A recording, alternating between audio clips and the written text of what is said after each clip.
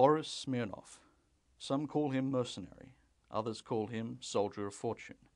The US State Department calls him a terrorist. He's a living legend in some circles. I caught up with Boris at his hidden rebel base for a chance to get to know the real Boris Mikalovitch Smirnoff.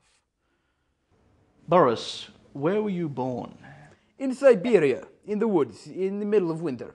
My parents lost me as a baby, and I was raised by the first 2 years of my life by wolves. Then I was found for some reason it's very amazing. And after my parents found me, we moved down to Pripyat in the Ukraine.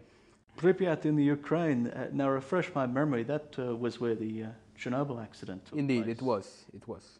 Tell me about that. Well, my father was a firefighter at the time, and he died in the Chernobyl accident. What was the experience of losing your father like? What kind of influence did that have on your life choices? I ran away from home and joined the French Foreign Legion.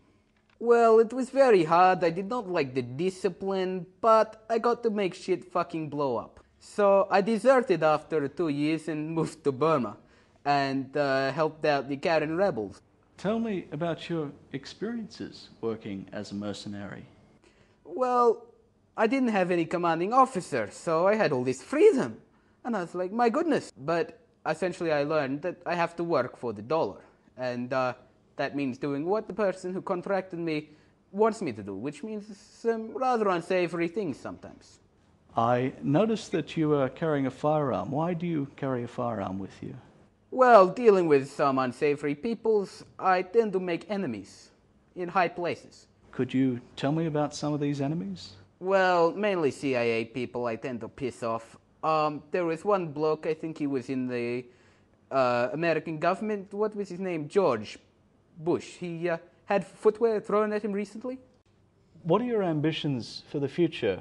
Where do you see yourself in 5 years' time? Probably retired, living in large mansion, watching romantic comedies, maybe even, if I've got excess money, I will maybe even be channeling some of those funds into the making of those films. What do you have to say to those critics who think that a former mercenary shouldn't be working as a romantic comedy film director? Frankly, I don't give a damn. And lastly, Boris, what do you have to say to your many, many enemies? Hasta la vista, baby. At the end of our interview, Boris left quickly, claiming that he was scheduled to shoot Meg Ryan. I was not entirely sure what he meant by that. According to Interpol, the current whereabouts of Boris Mikalovitch Smirnoff are unknown.